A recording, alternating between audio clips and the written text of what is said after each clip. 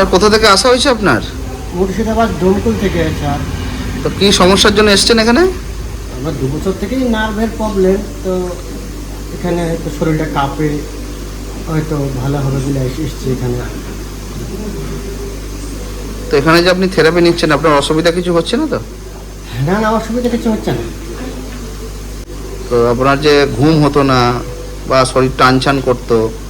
শরীর ঘুম হতো না আগে, ওই 12টার সময় ঘুম আসে, 5টার সময় ঘুম ভেঙে যেত। সেই ঘুমটা এখন 8:30টার দিকে এসেছে বা 5টার দিকে ঘুমটা ভেঙে গেছে, ঘুমটা ভালোই হয়েছে।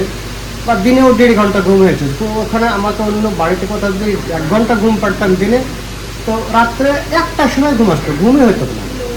এখানে থেরাপি নেওয়ার পর আপনার ঘুমটা ভালো হচ্ছে? ঘুমটা ভালো হচ্ছে। তো এই চিকিৎসাটা আপনি কিভাবে মাধ্যমে জানতে পারলেন আপনি? তার আমি ওই মোবাইলের মাধ্যমেই তো দেখতে পারলাম, মোবাইলের মাধ্যমে মোবাইলের মাধ্যমে বুঝতে পারলাম যেটা ফোন নাম্বার এসছে বা এরকম থেরাপি হয়, থেরাপি সিস্টেম ভালো হয়, তাই এখানে আমি আসিনি। তো এই যে চিকিৎসাটা নিচ্ছেন, এখানে কি কোনো ওষুধ দেওয়া হচ্ছে নাকি? না স্যার, ওষুধ তো নাই, শুধু থেরাপির মাধ্যমে, ওষুধ কিছু নাই। এই জলে যে আপনি বসে আছেন, আপনাকে কি কোনো খেতে ওষুধ কিছু দিয়েছে? না, তাও ওষুধ দেয়নি, ঠিক।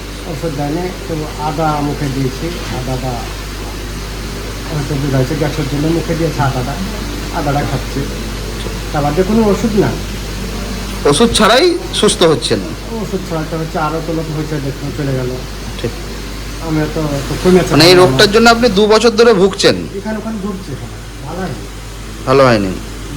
এখানে এসেছেন, থেরাপি নিচ্ছেন এবং নিজেকে সুস্থ মনে করছেন। হ্যাঁ। আর কয়েকটা থেরাপি নিন, সুস্থ হয়ে উঠবেন।